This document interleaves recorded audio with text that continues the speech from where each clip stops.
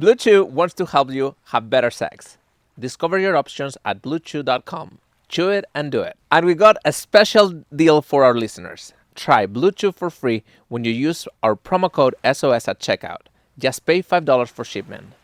That's bluechew.com, promo code SOS to receive your first month for free. Visit bluechew.com for more details and important safety information. And we thank Blue Chew for sponsoring the podcast.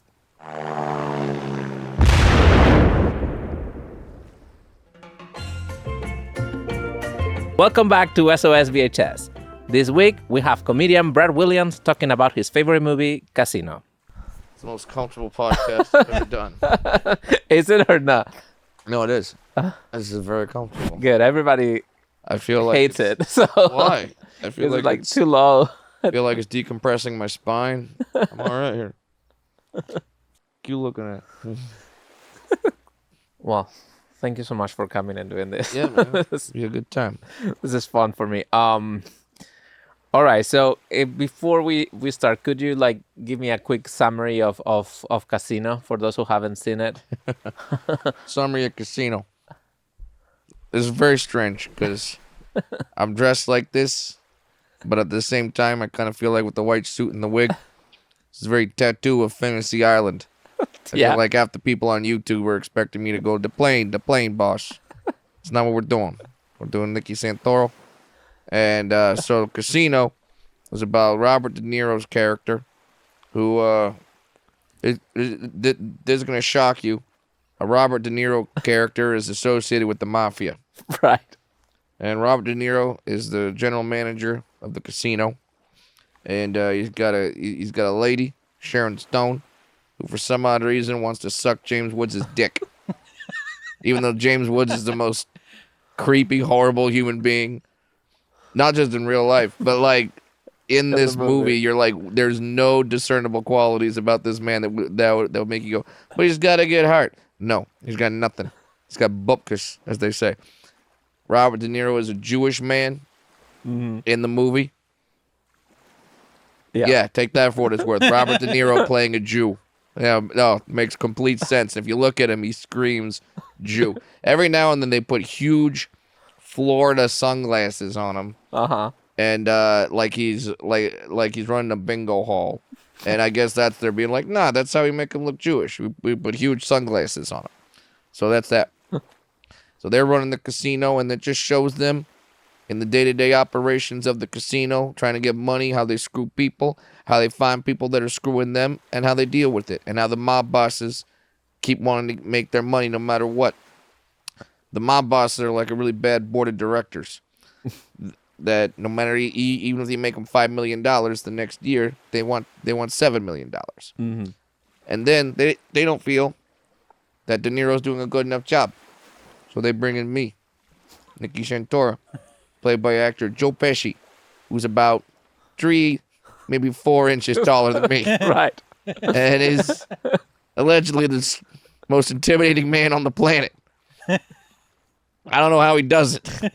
I would like to know how Joe Pesci, at 5'0" becomes the most intimidating man on the planet. Right. He's very good at playing that guy, whether it be Goodfellas, whether it be Casino, whether it be the villain in Home Alone. Right. That guy was scary as hell. Maybe it's because I was like 2'0" and I was 7 years old, but whatever.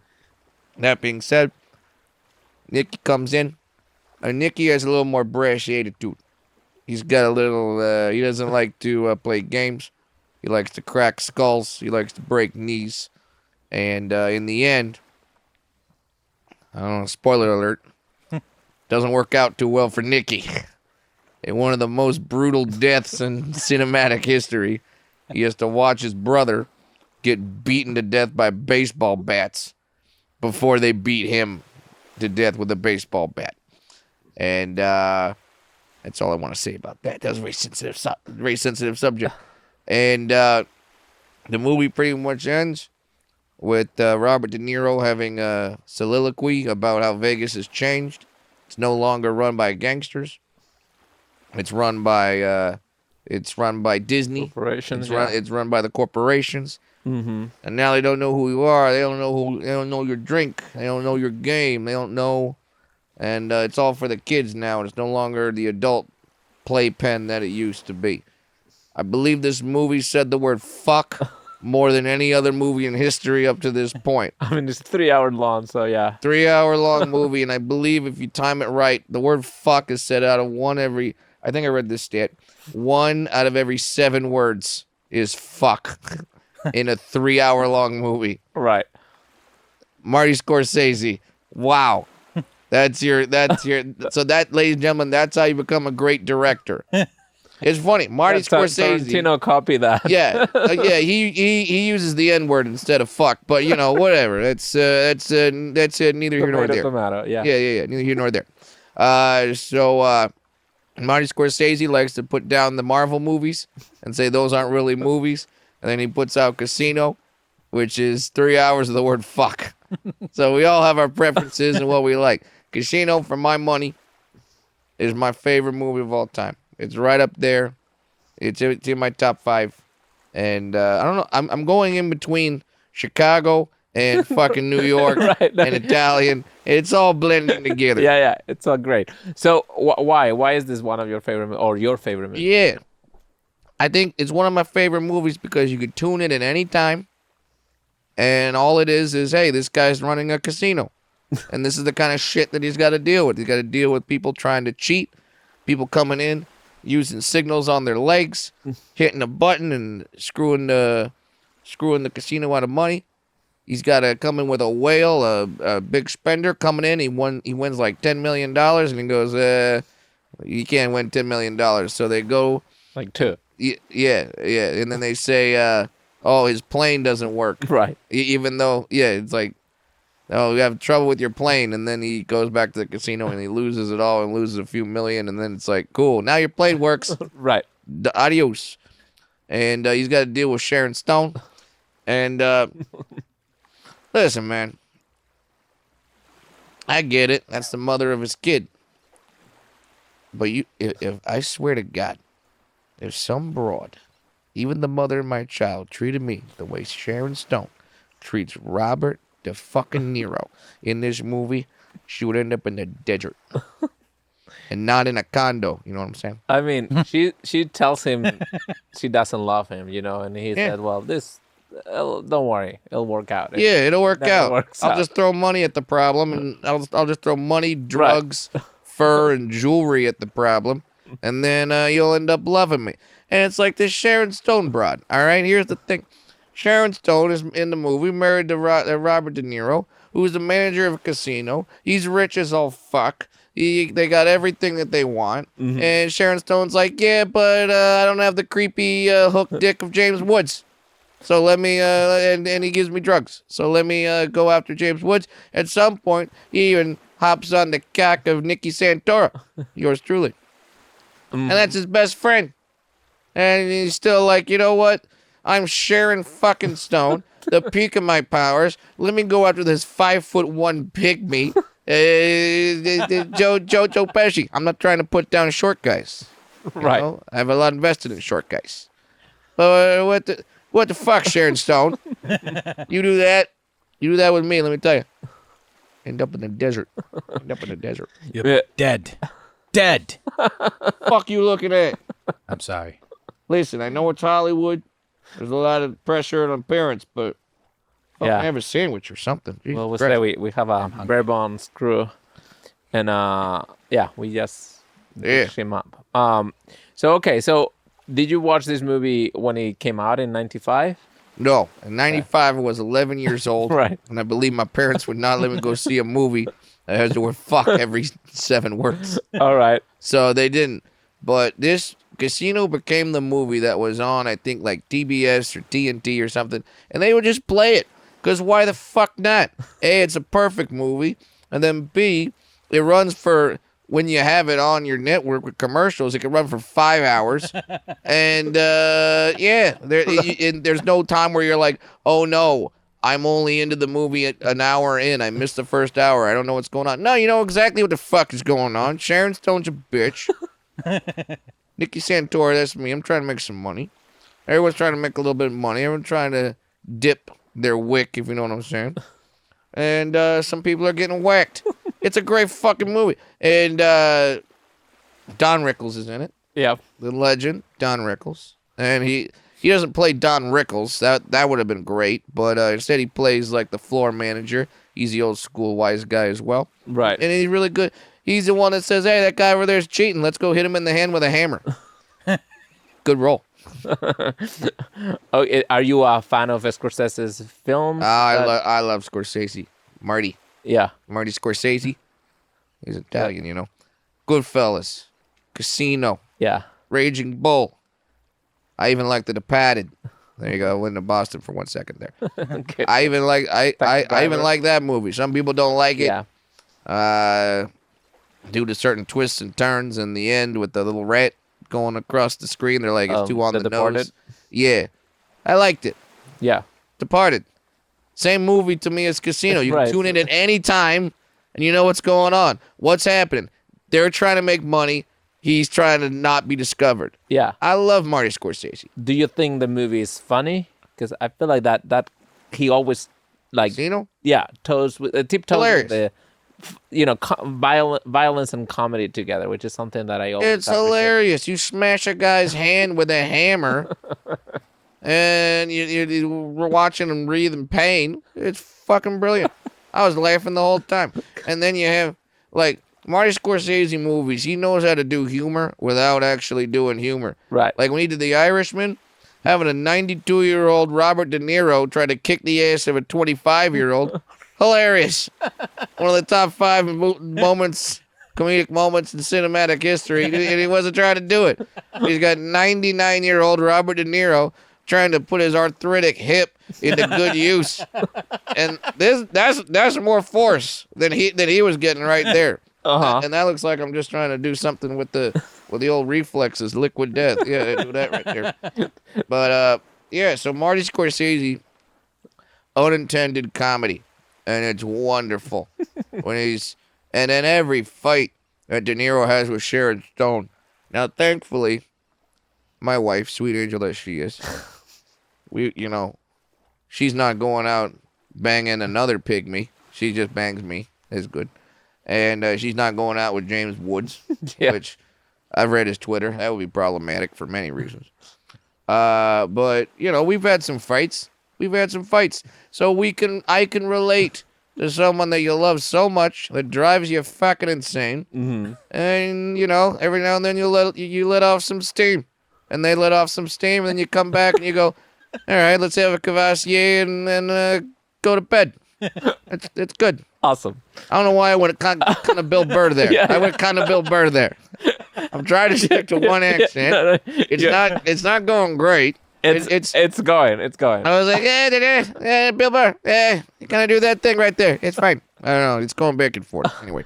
All right, but so let's go back to 95. You're 11 years old. 11 years old.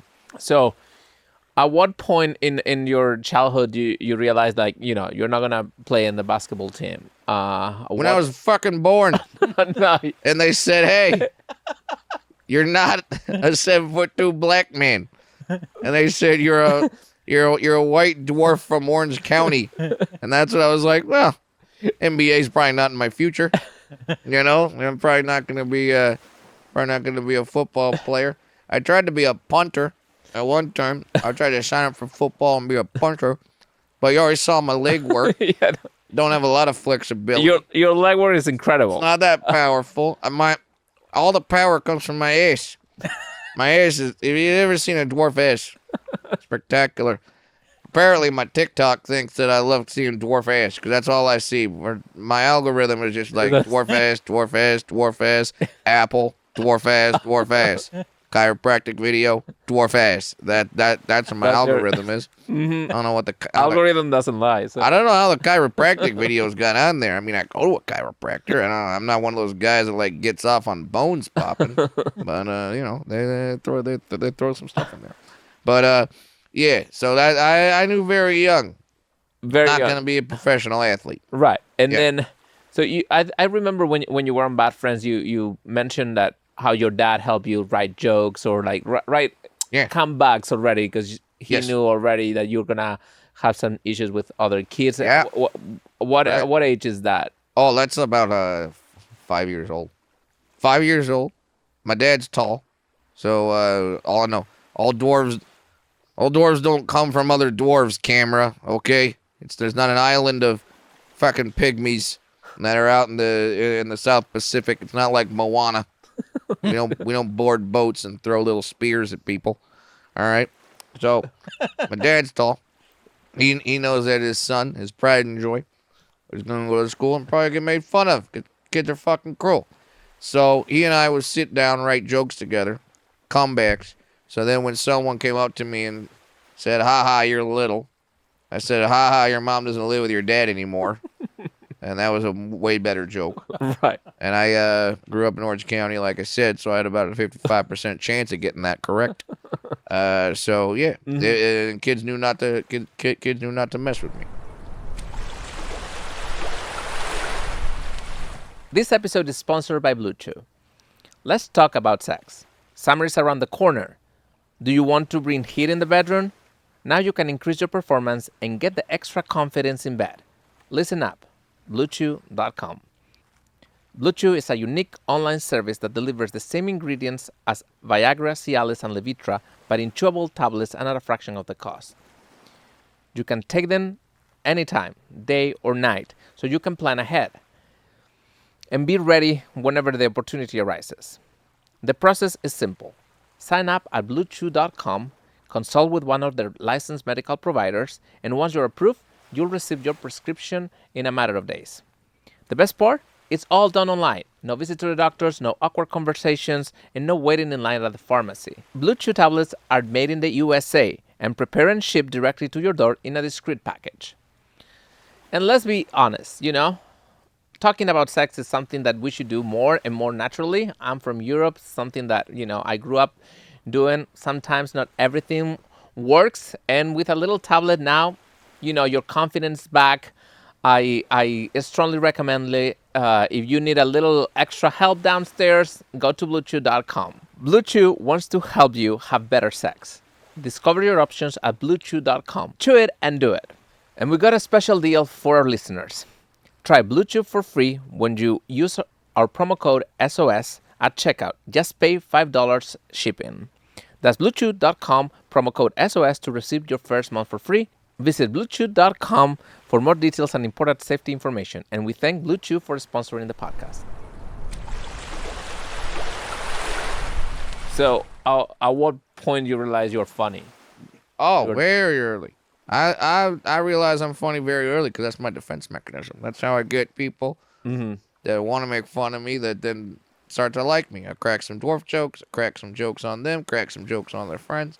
They'll go, yeah, Brad's not half bad. Sure, he can't sling the football 50 fucking yards, but who can? So that's how I made friends, as I was the funny guy. And how do you turn that into a profession early on too? Like you knew that that's the path you want to take, or I had no idea, no fucking clue that I'd get paid lucrative amounts of money to do this shit. right? By the way, I'll send you an invoice for the fucking suit. I had no idea.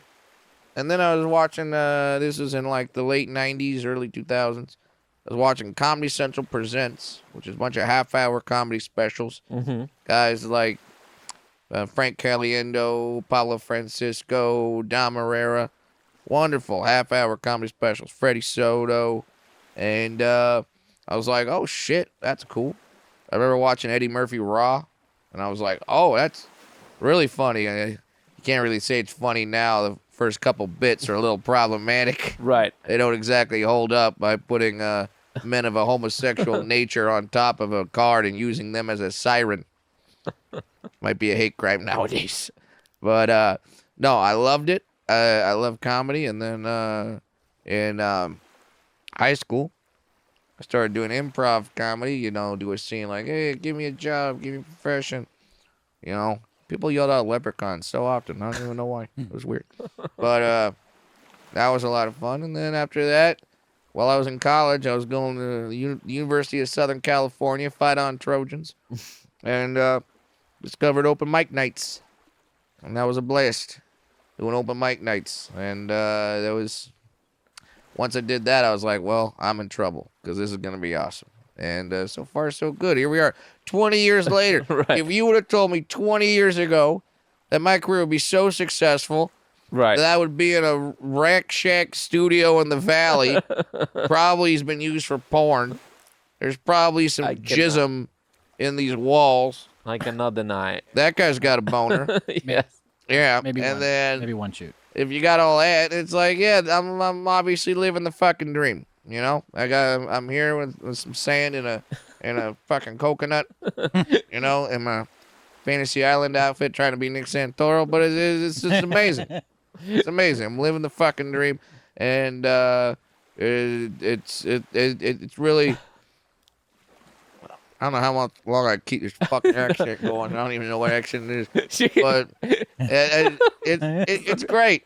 It's amazing. Thankfully, I've been very sexful. Sexful, yeah, I've been sexful too. Yeah. Thankfully, people like me. They tend to find me funny. Yeah. But really, if you walk on stage as a little person and you can't make them laugh, there's something fucking wrong with you.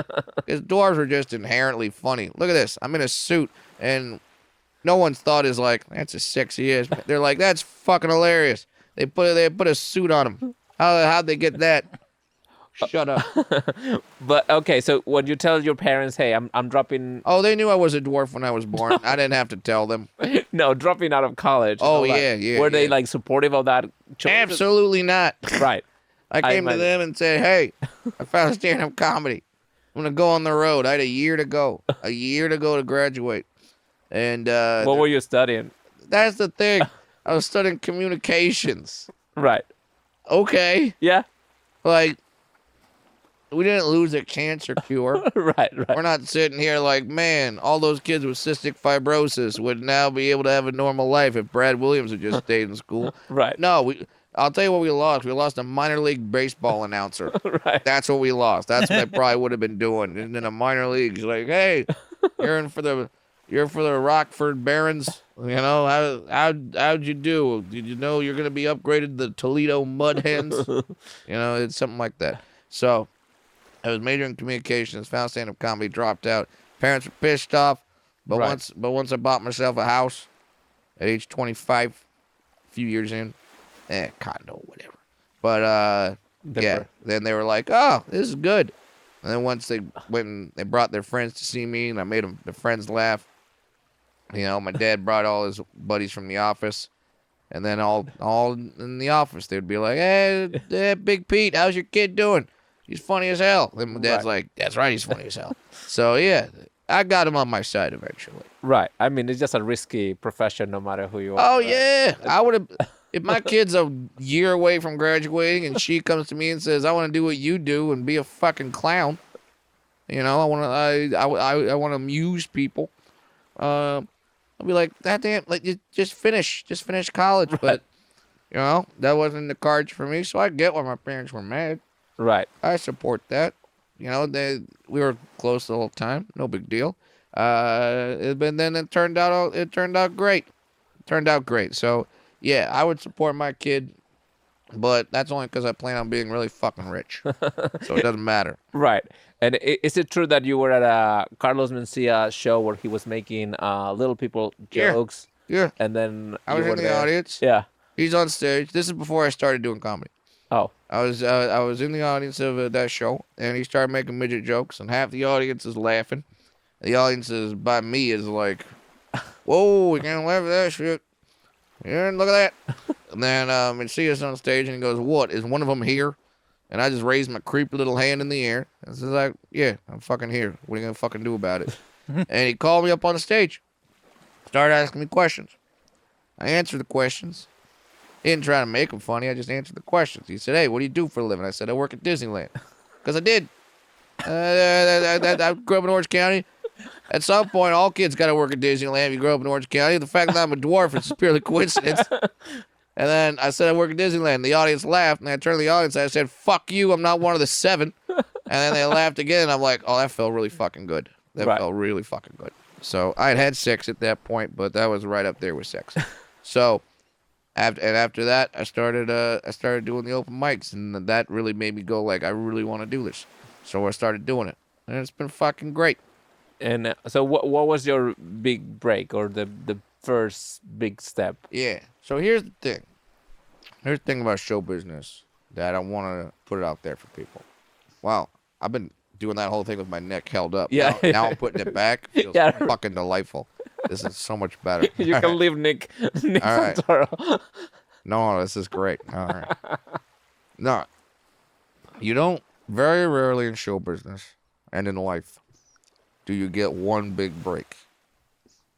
What happens most of the time is you get a break that leads to a break, that leads to a bigger break, that leads to a bigger break. Mm-hmm. So that's what happened to me. You know, going on the road with Mencia, and while he had the Mind of Mencia TV show back 20 years ago, whatever it was, Yeah. that was big break number one. Then that led to going on, that led to headlining on my own. That's kind of big break number two because I didn't suck when I was the opening act. Mm-hmm. And big break number three, getting on the Kevin and Bean show out here in L.A. That's a popular radio program, which kind of got me going in L.A. and got people talking about me. And very popular on podcasting all over the country. And being part of that show was really great. Being part of that. And then the comedy specials, Fun Sash, Daddy Issues, Mm-hmm. those were breaks.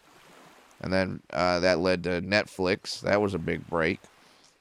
And then the Amazon Prime picking up the comedy specials and putting them on. That was a big break because that shows me to a whole nother audience. And then it's really those two comedy specials because then that's all building. And then right after the pandemic or during the pandemic, people start passing my shit around on TikTok. I'm not even on TikTok. I'm not on it.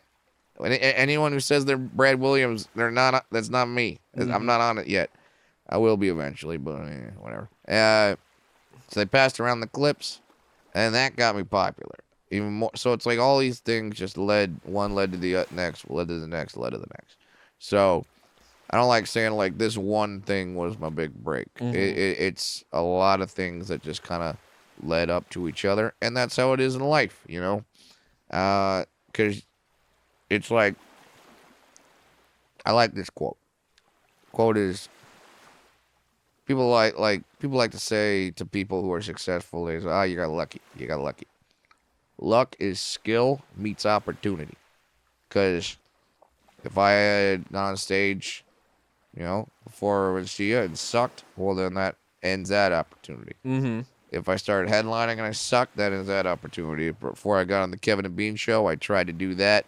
The first time I got on air with him, if I sucked, that ends that opportunity. So it's like you have to have some skill when you get your opportunity. Yeah. No one's just going to come to you and say, here's a bag of money because you exist. Right. You got to have some sort of skill that makes people, when I did the comedy specials, the first comedy special, Fun Sash, it wasn't even guaranteed to go on Showtime. A little inside baseball here. We were just shooting it. And then we're going to be like, all right, let's just go out and see if anyone wants it. We shot like 6 specials that weekend with, 5 other comedians. Right. Not all of them got picked up. Not all of them did. I don't want to put on blast who didn't get picked up because they're all really great comics. Right. But mine did. So I got lucky in that I got an opportunity, but I had the skill to back it up. So, you know what I mean? Like, because I could have blown any one of those things, and then I'd be going to studios in the Valley filming midget porn. That would be my life right now. Yeah, which don't get me wrong, I'd probably be way more popular filming midget porn. Dude, there's these girls on TikTok. I don't know. Like I said, I'm not on it, but I see the algorithms. Right. And there's these dwarf porn stars on TikTok, these chicks, and I'm just like, holy shit, good for fucking you. Like, I'm happy for them. I would never do it. But it's like, good for you. Nice to see other little people succeeding. Yeah. You ever tried skeleton porn? Is that something you'd... Yeah. Yeah, I mean, by the looks of it, looks like you stay hard the whole time. Always right. hard. Yep. All bone. Another quote about luck that I like is also Tiger Woods used to say, the harder I practice, the luckier I am. So Yeah. that skill is important. And Yeah. But it looked like you were very successful, early on. Yeah. It wasn't a super... It was. I was pretty successful early on. And as like, because some young comics and comics that came up with me, they'd be like, "Oh man, I wish I was a dwarf because that's Right. you got opportunities," and I'd be like, "All right, fucking, if you want to, pay an extra 30, $40 for every pair of pants you buy because you gotta hem them. If you want to buy shoes that have characters on the side because that's the only shit that fits you. If you want to go to Six Flags and be like, well, maybe one day I'll ride that ride, not today Right. as a 30-year-old man. Yeah, go fucking right ahead. Like, there's bone saws out there. Go ask the fucking Saudi Arabians. You can get a bone saw, saw off your fucking leg, and then there you go. There's Right. your hook. That's a reaction to almost any minority. That Yeah. right? Like, Oh, I wish I was this. Right. It's like, all right, go right ahead. But once again, there's been a lot of little people that have tried to do stand-up comedy, Yeah. and there's only a few that have been successful. You got guys like me and Nick DeVicki, and then Tanya Lee Davis came before me. She's a pioneer. She's like the dwarf Jackie Robinson. So then Right. she's great, and but that, like, there's a lot more that have tried that haven't been that successful. So it's more that it's like when Dan Cook was having all his popularity. Everyone's like, oh, he just does pop culture references. He just says pop culture references. I'm like, if I can go on stage and say fucking Speak and Spell and Teddy Ruxpin and Super Soaker and get $40 million, I'd fucking do it. Right. So he's obviously doing more than just that. Right. He's doing more than just walking on stage and being like, Thundercats. Everyone goes fucking crazy. So Right. yeah, he's doing more than that. So that's all I'm saying. It's not, people try to make excuses, Yeah. because then if that puts the blame away from themselves. Of course. If they say, oh, you're only successful because you're a fucking midget, Yeah. or you say pop culture references, or you're an overweight comic, or a black comic, or a trans comic, or whatever the hell, then that takes away the fact that comic's just fucking better than them, Right. or works harder. Right. So that's what I would say. There's ways to there's, just because you have the one hook or the one in or the one opportunity doesn't mean you're guaranteed success. Yeah. So you have to work on top of that and be good on top of that. We got deep. Let's get back to fucking silly. Let's break some ankles. All right. Okay. Is there a bat I can fucking go to town on this asshole? Yeah, we got. I'll get you a bat. You have the pen. That's a nice pen. Oh, it's a pen. That's my pen. Yeah, fucking Why not? carotid artery. Right. Why don't you take that pen and shove it up your ass, you fucking jag off? You like that, you fucking proctologist skeleton. All right. So okay. Still a question. If the world of comedy was a mafia, who would be who would be the bosses? Oh, well, Rogan's the best. Fucking Rogan's the big boss. You got to look at, like, there's like families. There's like, so Rogan's like the Austin boss. Cause he's got his lieutenants, you know what I mean? Of course. He's got his Ari Shafirs and your Tony Hinchcliffes and your Joey Diaz's, and they're like the lieutenants that are out there, you know. The muscle. Yeah, you know. But and then you have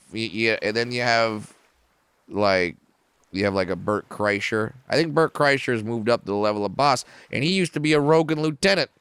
So now he's like, he started his own rival family. This would be a lot of fun. Oh man, you just got me really happy with this game. Who are like mob bosses in comedy? Yeah, because I think Rogan and Kreischer are like two mob bosses right now. I'm trying to think of others that are like they have something and they're in charge of a whole thing. A lot of times you go to podcasts because, people run these podcast networks. Right. Like Bill Burr, he's got a podcast network that has a lot Who of is he successful in people. this, I don't know if he's a boss or if he's like a governor or I don't know, man. But he's right up there. He's up there in between, like he's up there. right. Where is Bobby and Andrew? What are they? Bobby's a fucking gopher. and Andrew is the guy that tells Bobby what to go for. Now I don't know the hierarchy. I think Are they the ones with the bats? Like, yeah, they're like the hitmen. I don't know. I don't know if Andrew's like the main guy, and then Bobby's like the consigliere. He's the main guy that he consults. Right. I don't know if that's it, but they're high. They might be lieutenants or like regional bosses, but or they're not the foot soldiers. Right. You know, that's more my role. I'm more of a foot What? soldier. Yeah. What are you? Yeah, I'm like a foot soldier 'cause I'm just on the road all the time. I'm traveling around, getting the money, coming back now. Are you Thankfully, scheming from all the families? yeah. I'm skimming from all the families, all the improvs, all the funny bones, all the heliums. I'm skimming off the top. I'm taking my cut. You know what I Right. mean? And I don't push it back to the bosses at all. Rogan don't get shit from me. And I don't have a fucking podcast under anyone's network that I got to kick them some money. No, I'm just my own. I'm just my own shit. That's really interesting though. I would love to see like a mob boss. You have some very dedicated comedy fans. I'm sure they can draw up a mob tree with fucking Rogan and Kreischer and Burr and I'm trying to think. There's got to be. I'm trying to think of like black comics that are like maybe Kevin Hart. Chappelle. Yeah. What? Yeah, Chappelle's a He's boss. the New York boss. Yeah. He's not even New York boss. He's an Ohio boss. Oh, yeah. You don't give a fuck out there in Ohio because no one's keeping track of what he's doing. They're just like, hey, he's in Ohio. What you gonna do? And Yeah. then he fucking owns the whole thing. So Chappelle's definitely a boss. It's where the cornfields are. They take. They Yeah, take Mickey hey, I'm very sensitive to talk about cornfields. I don't know if you saw the movie. It doesn't end well for me in a Hey, cornfield. hey, Nikki, it's me, Dom. It's me, Dom. So, have you ever had a nearly death experience like the characters in the movie, like Ace? I've had near death experiences, but it's all like a lot of us when we were kids, you do stupid shit. Like one time I gave my truck to a friend and then I let him drive it. And then I was in the back. I was in the truck bed and the whole goal that he was trying to do was to throw me out of the truck bed. He was trying to do turns and like whip me around and fling me out of the truck bed because he thought it'd be funny. I look back and I go, yeah, I very nearly died that day. I probably should be dead just based on that action alone. And there's tons of stories like that. It wasn't necessarily a near-death experience, but so I was on the road doing a show in the United States territory of Guam. They don't like to say they're in a different country. That's very sensitive about that. Yeah. So you say the United States territory of Guam. I believe it's a territory. Anyway, so I'm out there and I'm with my opener. He's a very, very funny comedian. He's going to be headlining himself. His name is J.B. Ball. Very great guy. And we're out there in Guam, and it's an island, in the middle of fucking nowhere. And we're like, we want to do some fun stuff. This guy goes, I'll take you on a jet ski tour. And I'm like, fuck yeah, I want to go on a jet ski tour. So we go. The unfortunate part about this particular time of the year, there happens to be a little bit of a storm coming in. So we hop on the jet skis, me and JB Ball and the guy, just three of us. Yeah. And the waves they're pretty high. Choppy. I'm not just saying that as a little person. You're like, yeah, of course, like 6 inches high. No, it's fucking big waves. And we're men, so nobody wants to be like, no one wants to push you out. So we start going on this tour. Now here's how the tour goes. It goes, the guide goes, follow me, and he goes. And then I go after him, and then JB's after me. About 10 seconds in, we go, shit, he's not looking back. Like, the guide isn't looking back. And so I'm in the middle. I'm just like, if I fall off my jet ski, if JB misses me, I'm dead. Done. If JB falls off, he's fucked. Because I'm going that way. And every now and then I would look back, like every few minutes or so. But so we're going on rough water. We're flying off these waves. It's raining on us. And I'm just like, if I don't follow this guy, I'll die. The shore is way too far away. You're not swimming it. And so that was a near-death experience where you're just like, I'm in the middle of the fucking ocean. If I fall off this jet ski, I'm dead. Wow. And thankfully, me and JB Ball did not fall off the jet ski. And we're alive and well and touring now. You go to BradWilliamsComedy.com. JB's my normal opening act. You see how funny this fucker is. And tell him about Guam, how he almost died. Awesome. So, okay, back to the Mafia thing. So, Yeah. if Yeah, if comedy was Mafia, Yeah. how do you think like the Rogan Mencia, Ooh. That whatever was I want to like call it, like would end, would have feud. ended? The feud would have ended. Someone would be in a cornfield. Right. Who would have? Who?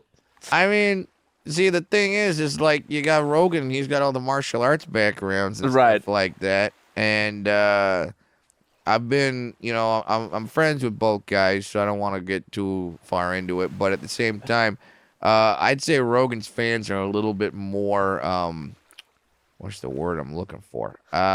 Aggressive. Dedicated. I'll go with dedicated, and they would definitely back him up a little more.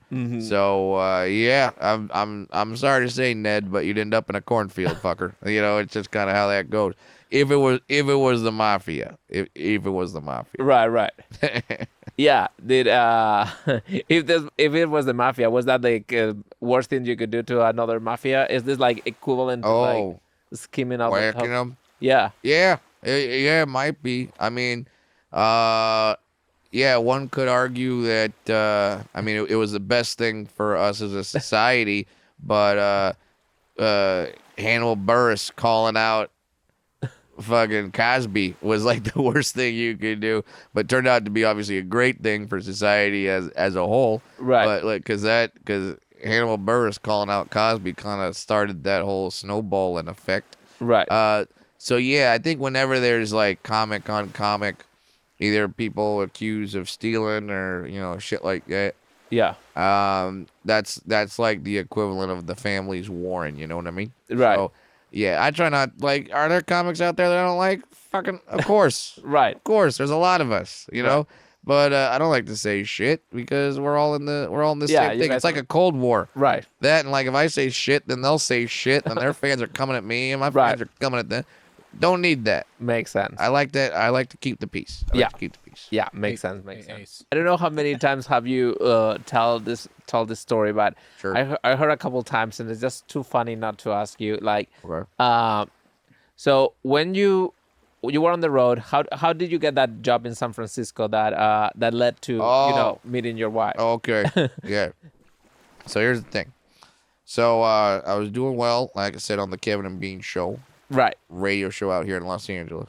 And then I get an opportunity, a phone call comes in, and someone says, hey, we want to start a new morning show in San Francisco on the Live 105 channel. Do you want to go do it? And I looked at the people they wanted me to work with, and I said, fuck yeah. That sounds great. They're great people. It's funny, now they're back here in L.A., and they took over for Kevin and Bean. It's Life is Circular. So, Is it like kind of like podcasting? It's like the yeah, same well, it's type just of terrestrial skill? radio, so Right. you have to deal with commercials, and you can't curse. Right. So I go up there to San Francisco. Now on the show, we play this game called Tinder or Grinder. We come with a game, and the whole point of the game is so I can meet friends. I'm up in San Francisco. I don't know any people, Yeah. So I go up to San Francisco, and we play Tinder or Grinder. This is so I can meet friends. I flip a coin. Basically, when it lands on, I go on either a Tinder date or a Grinder date. Those of you who don't know, Grinder is gay Tinder. And some of you are like, well, Brad, you're not gay. You're right. But I'm what you call a go-getter. So, yes and improv. So we flipped the coin day one, lands on Grinder. I gotta go on a Grinder date. And so I make a profile. I immediately match up with a very large, red-headed, bearded man who tells me to only call him Ginger Bear. I could hear your producer in the back. I think at this point he'd be out, Right. not me. I was like, Ginger Bear, you just met Gummy Bear. Let's do this shit. I tell him, I said, for a radio bit, we're not, I'm straight. But he goes, fuck it, let's go have a good time. So we go. We go to a sports bar. We have a great date. He tells me I'm handsome. Good guy. Stand-up guy. I feel bad. I feel bad because, like, Do you become friends with these people that you go yeah, on dates? he's a nice, he's a Right. really good guy. I felt bad I Yeah. couldn't give him a little handy at the end of it. I felt really bad. I'm like, man, you were so nice to me. Paid for the meal, told me I was handsome. I like this guy. Right. Ah, Is that a sports bar? He knew about sports? God damn. I wanted to. So I'm sorry, Ginger Bear. I'm sorry. That's what I'm trying to say. I wish I liked it, you know? Yeah, but we're going on the radio the next day. We're going to talk about the date and say, all right, now we're going to play Tinder Grinder again. Brad's going to flip another coin.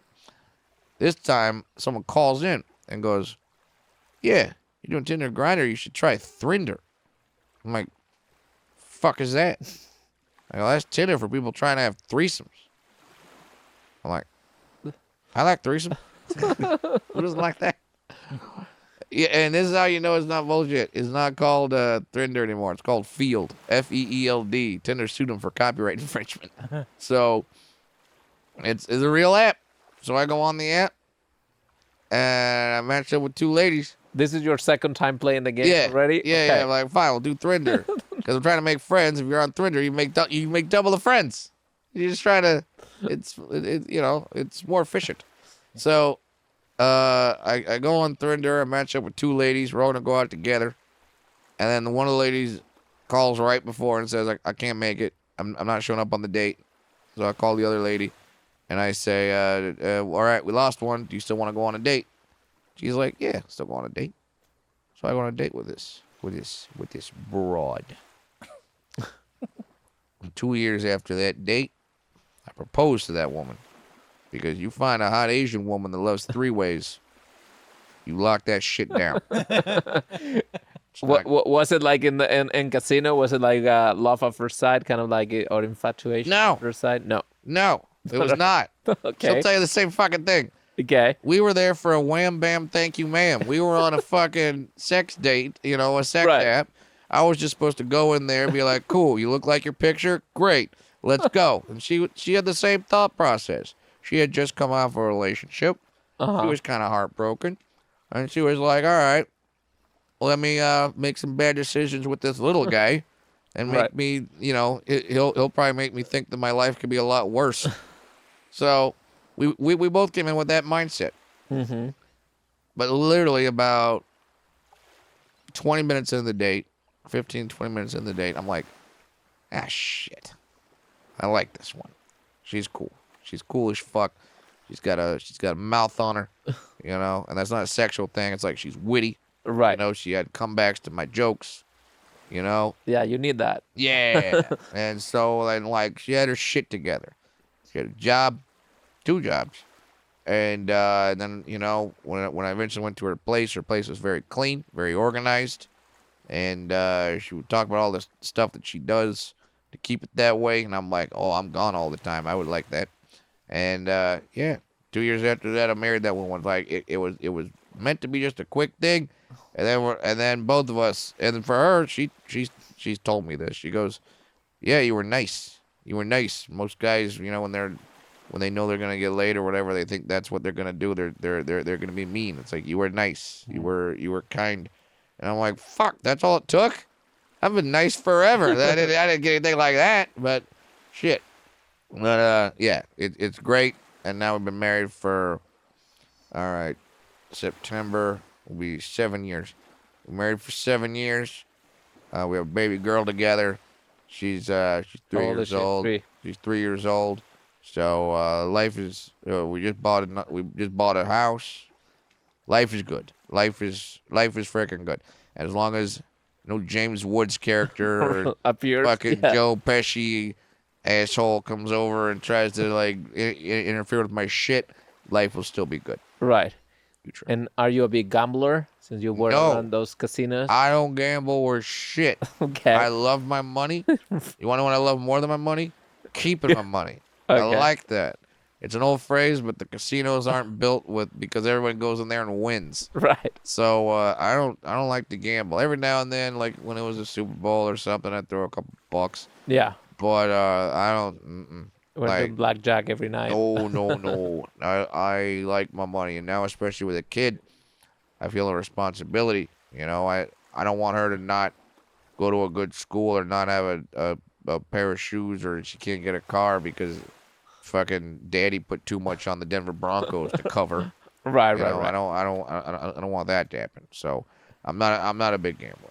Yeah, I feel like I don't know, walking around those casinos. It's not like in the movie. It feels like a little more sketch or whatever, less glamorous. Yeah. Well, the amazing part about Las Vegas, and this is what Rothschild from Casino or Nicky would say, is it's changed now. Back in the day, everyone was wearing suits. Everyone was dressed to the nines. Right. Now you have a guy in a $10,000 suit, but he's right next to a guy with a shirt with no sleeves, who's Right. there with the family. He's drinking one of those 3 foot tall Like drinks with the frozen margarita. the frozen margarita out of the Tuesday. fucking Eiffel Tower. Right. That's your favorite. Yeah. And yeah, it's like you got him next to him, Right. and like he's just trying to make enough money to buy his next score of meth. Right. And like he's right next to the guy in the $10,000 suit. It's fucking crazy.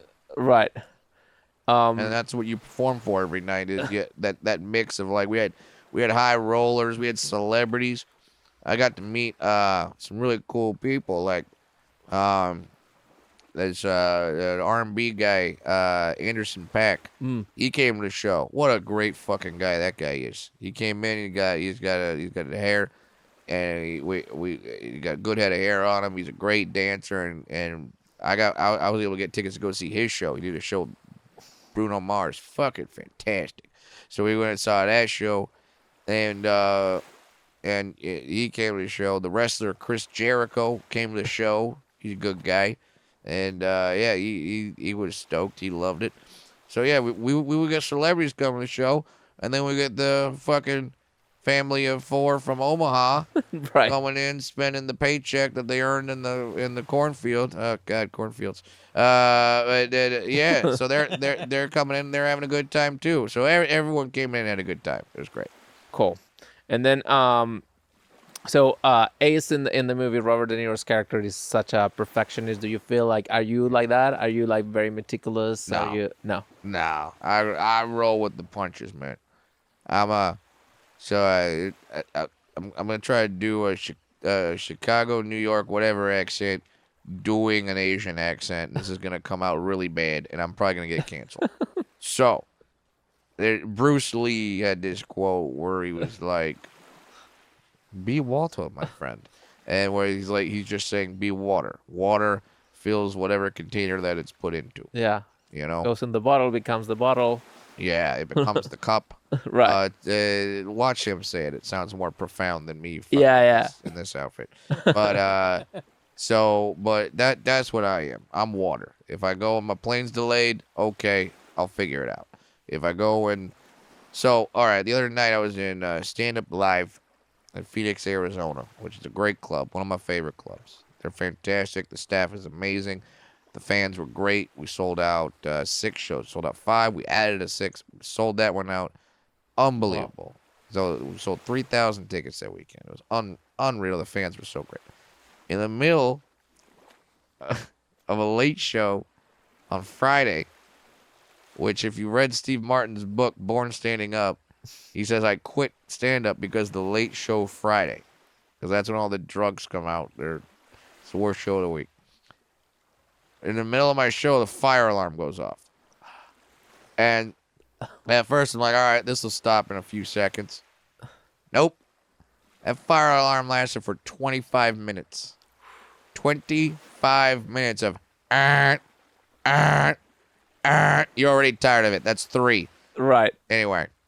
And you guys didn't have to evacuate? You just were there on the stage? They came in, they're like, it's fine, false alarm, but the whole block is going off. It's not just the club, the whole block. Right. But I stayed on stage because I'm like, if I leave, now I lose my momentum. And also, I don't want people to ask for their money back. They came in. This is a Friday night. They've paid babysitters. Right. They want to have a good fucking time. So I told the audience, I'm not going anywhere. I'm going to stay on this stage if you want to come with me. And thank Christ, the audience was awesome. They stayed with me. They understood it was hard. They tipped the wait staff extra that night. And they were fantastic. So, like, I'm water. Fucking roll with the punches. If the fucking fire alarm goes off, all right, I'll figure it out. I'll make a way to make that a memorable experience for the people in that show. So, and going with that, so then do you like improv? Do you like, Yeah. like, I like it when the wheels come off. Yeah. It's fun. I don't like hecklers, Right. but I like it when I like it when weird shit happens. It's a challenge. It's boring if I just go over there and recite the same line over and over. You know, the same Right. lines, the same joke. Also, you're witty. It looks like you have fun, like coming out Yeah. with something in It's something at the new. moment. It's Yeah. something new to do. It's a lot of fun. So, yeah, every now and then the wheels come off, and that's a great fucking time. We had that. So in the Cirque du Soleil show, Yeah. that would happen. So, all right, public speaking is the worst fear for a lot of people. Oh yeah. For me, I love it. I love public speaking more than anything. I'm more comfortable on stage than I am off stage. What happened at the Cirque show? All the lights went down, and they had to restart the board, which takes about 7 to 10 minutes. And so they're just sitting there in emergency lighting, and I'm a comedian. I see this happen. I'm like, give me a fucking microphone right now. So because the light board's down, so they can't do all the acrobatics and shit. I'm like, give me, and they're like, what are you gonna do? I'm like, I'm gonna do my fucking job. Give me the fucking microphone. So they give me a microphone. I run out on stage, and I just start doing stand up. Thankfully, I only did 10 minutes during the show, so I got a lot more material. Right. So I started doing more stand up, and the audience is digging it. I'm having more personal interactions, and it's great. And when they tell me the light board is ready to go, I say, all right, we're ready to go now. You guys have been really patient, really great. Are you guys gonna give these wonderful people your attention? They're the best performers in the world, and the whole place, like they start cheering. And then we had one of the best shows ever. That actually happened 3 different times. The fucking lights went out. But the first time I did it, I walked backstage after doing that. There's a Russian hand balancer in the show. He's got a 22-pack of abs. He's the best-looking man I've ever seen in my life. And he goes up on a tower, and he holds like a wooden block, and he just balances on it. And he flips himself up. He's doing handstands, and he switches hands, and he's unbelievable. Right. Damnedest thing you've ever seen. And he comes up, and in a thick Russian accent, after I get off stage, after saving the fucking show, he comes up, he goes, I have no idea how you do what you do. And I'm like, you balance on a 2-inch piece of fucking wood and switch hands, and you got and you got abs on your thighs. Right. Like, what the fuck? How I do what I do? How the fuck do you do what you do? So, it's crazy how much people fear public speaking and then respect the people that can't actually do it. When I look at other shit like what he's doing, that's way harder. That's way fucking harder. So, yeah. I mean, it is a really cool. superpower to do what you do. That not that many people can do it well. Yeah, I love it. Every now and then I look like, thank God I'm funny. And I like to be funny off stage too. Like, I'll be in a hotel, Yeah. bunch of people come in an elevator, I'll be in the elevator with them, and I'll just look at them, up at them and be like, well, now that I have all you guys here, I'd like to share some exciting timeshare opportunities with you. And everyone just fucking goes, oh, Jesus. And then when they laugh, and I'm like, that's really cool that I got that superpower, that I can do that. Right. To make people happy. Yeah. You know, they're going back to their hotel. They're blitzed out of their mind, or they just got dumped, or they got fired. They're on a business trip. They miss their families. It's nice to make them laugh. So yeah, I try to do that whenever I can. Talking to Santino, he told me that fucking asshole. yeah, that sometimes, because like as a performer, the highs are so high, that energy that you feel is so incredible that Yeah. then the lows are also very low when you Yeah. don't have that. Is that how you feel too? Like, do you feel like you always need to be, Yeah. like an adrenaline? Like right now, this Yeah. is a fucking low. Right. Yeah. Look at me. I'm in a suit. I mean, there's sand. I got The bones there. Bony McSkinny over here. Right. That's right. And all that's happening. And then I'm out in the valley. Like I said, there's jizz in the walls. No, the highs are high, the lows are lows, but I try to be even keel. Yeah. When I'm in one of those highs, I try to, in the moment, I try to consciously tell myself, hey, this feels really fucking good. It's not gonna last. It's gonna go down. Right. So enjoy it while it's good. And then I say the same thing when I'm low. Mm-hmm. When I'm really low, I go, okay, this fucking sucks, but it's not going to last. I'll go back up again. So just be patient, ride it out, and eventually I'll go up again. Yeah. Yeah, that's a very healthy approach in Tom general. Hanks has one of those quotes where he says, no matter what, whether you're really good or really bad, this too shall pass. Do you feel really great? This too shall pass. Do you feel really shitty? This too shall pass. Right. So just know that whatever situation you're in, it's not going to stay that way forever. So just understand lows are coming, but also highs are coming. And to me, that's a healthy perspective. Do you want to be in movies? Is this something or? Yeah, I've been in a few. I'd like to be in more. Yeah. But the thing is like with movies, Yeah. one thing that's weird is that you're not like, I like stand-up because I'm in charge of it. I'm in control of it. Right. And then I determine when I work. If I'm in a movie, I got somebody else who's got to be like, I don't know. Yeah. You can't do that gig. Wait, can we get Dinklage? Yeah, let's get Right. Dinklage to do that shit. Yeah. So that's the part where I'm like, whatever. But if someone wants to hire me to do a movie, great. I would love to do it. Thankfully, I got my stand-up gig. And Yeah. that's It's going not the really well. dream like becoming. No, my dream is to do stand-up. Right. Any movie I do would be just so I sell more tickets and do more stand-up. That's the fucking dream. Interesting. Yeah. Yeah. Okay. One more question about Casino then. Okay. Uh. Fire away. So, Loves. which character, when you watch it, Yeah. which character do you identify with and why? Honestly, Rickles. I identify with Rickles. He's the guy. You know, he's not the main guy. I don't want to be the main guy. Too much pressure being the main guy. They come after the main guy. Right. I want to be the guy next to the main guy. And he flies under the radar. No one gives a shit about him. So, and he still had a nice gig. You know, had some power, had some leverage. So and plus the fact that it's a comedian playing it in a dramatic role, and he's not being funny, he's just being dramatic. Yeah. It makes it even better. So Rickles. I don't even know the character's name. I've seen the movie like fucking 80 times, but Yeah. Rickles. I identify with him in that movie. Would you want to play like a dramatic role? Fuck yeah. Yeah. I want to do that shit. People are always shocked when comedians play dramatic roles. Like, oh, they're always funny. Well, how do they do the dramatic role? Watch the comedy. We play like 8 roles on stage. We're doing everything. Right. So we're doing drama. It's all characters. So it's like we can do it. Yeah. Comedians can play dramatic roles. I remember when Andrew Dice Clay was in a Woody Allen film, and everyone's like, "Oh my God, Andrew Dice Clay." It's like, yeah. I mean, Robin he- Williams became like. Yeah, Dice has fooled you that he's that character Yeah. for God knows how many years. Yeah, he's fucking good actor. Yeah. You know, he's like, I don't know how he did it. You know, yeah, Robin Williams, he's great. Eddie Izzard. Yeah. There's tons of comedians that can do dramatic roles. Fucking Bill Burr, we did that shit. Andrew Santino can't do it. He can't do drama. He can only do comedy. You Very heard it specific. here. Very specific comedy roles. You know, he's very much typecast. Yeah. He has to be like very narrow, very narrow. Bobby can do anything. Bobby Lee can do anything.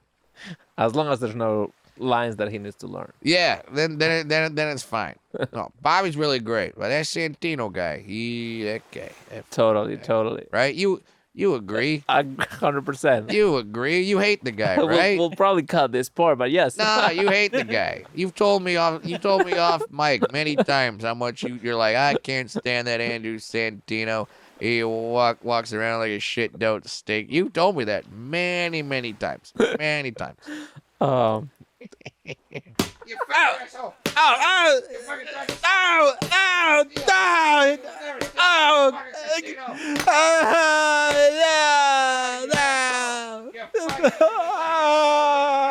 Down! My kneecap!